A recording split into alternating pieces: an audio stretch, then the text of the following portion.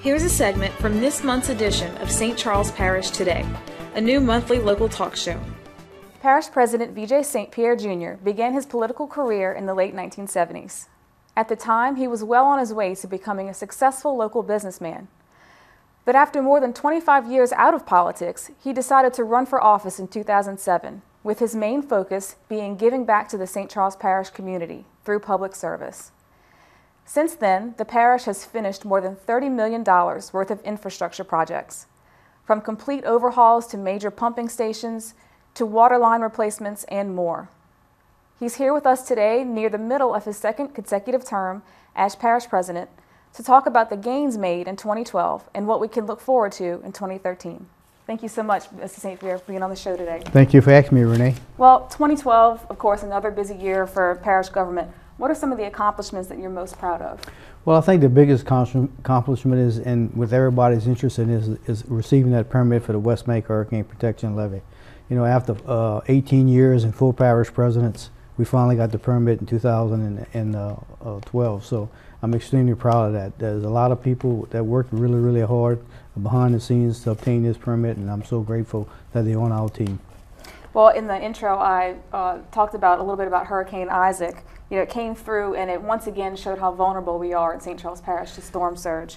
So you talked a little bit about the levee and the update on that. Can you give us a little bit more information on that? Sure. Like I said, we received the permit in 2012.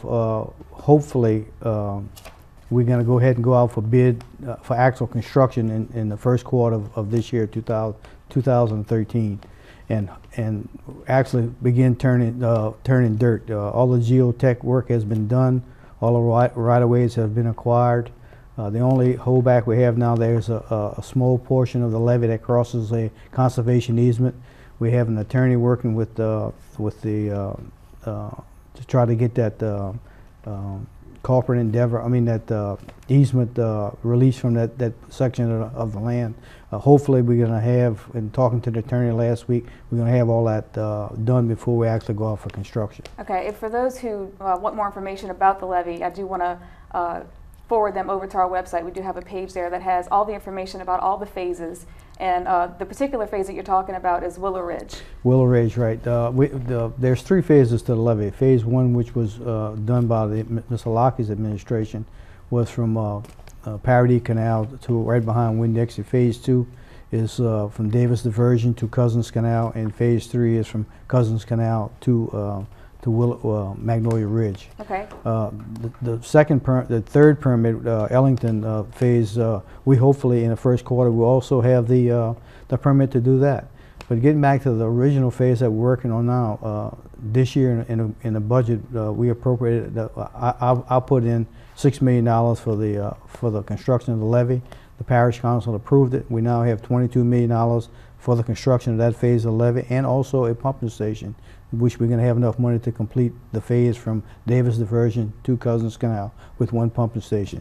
Now this levee is not going to, I don't want to mislead anybody, this levee is not going to happen overnight. It's going to be a process, because you got to build up so high and you got to let it settle. So, but hopefully maybe by March, April, you're going to see dirt starting to be flying and trees being knocked down.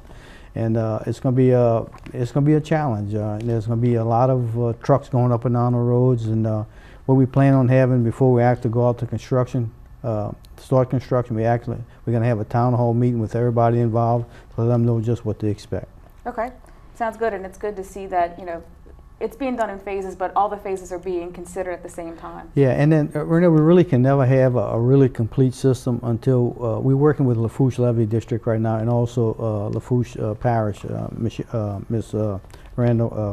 Charlotte Claudet. Until we have a sector gate at Bayou des Allemands going all the way across Raceland and tied into a ridge over there, we can't have a complete system. Because if we can build all the levees we want from Davis Diversion to Parish to Bayou Gauche, but that water still can go through Bayou Gauche and come up through the back way through Hornville. So we're working with them and also with the state. The state's on board with that plan, and we're excited about it. Okay, well, very good information.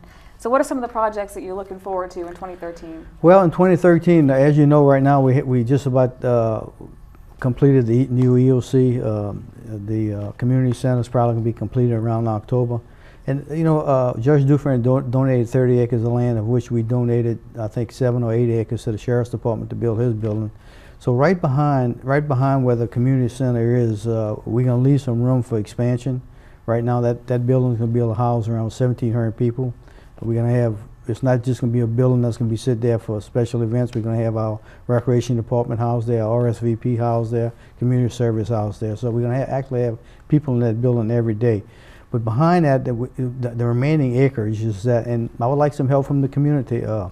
My perception of that area is I like to build like a skate park, maybe a sprinkler, one of those little sprinkler parks in Gonzales. There's like a little, I guess it's like a little community park where there's like a veterans memorial where it kind of features gives you a little history of every war, so our young kids can go there and read about it.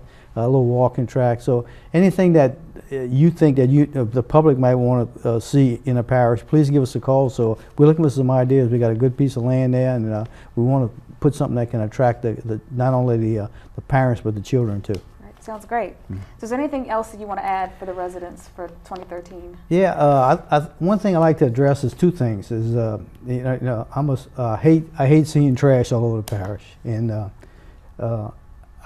in 5 years, with all our trash bashes, I was hoping that this thing would really catch on and people would really come forward and try to help us keep our parish clean. But it don't like it's happening. I don't think it's our residents too much. I think it's all these big trucks coming in and out of the parish, and all these turnarounds and these plants that people come from outside have no pride in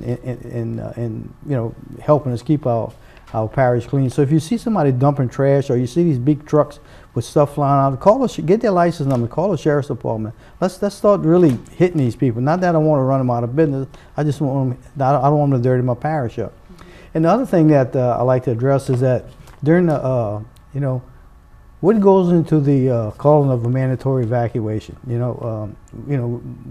caught a lot of flack early on for calling an early mandatory evacuation. But what people really don't know is that right now we have over, I think it's close to 1,100 people now that's on the list for evacuations. Whenever we call a mandatory evacuation, they don't have any transportation to get out of here. They don't have any money for housing and food and medicine. So we have to take that in consideration.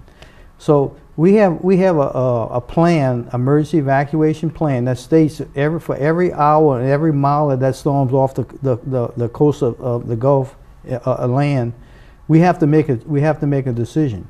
And when that hurricane is 60 hours away from hitting landfall, I have to make a decision whether I'm going to evacuate or I'm not going to evacuate. And our theory is you hide from the wind and you run from the water.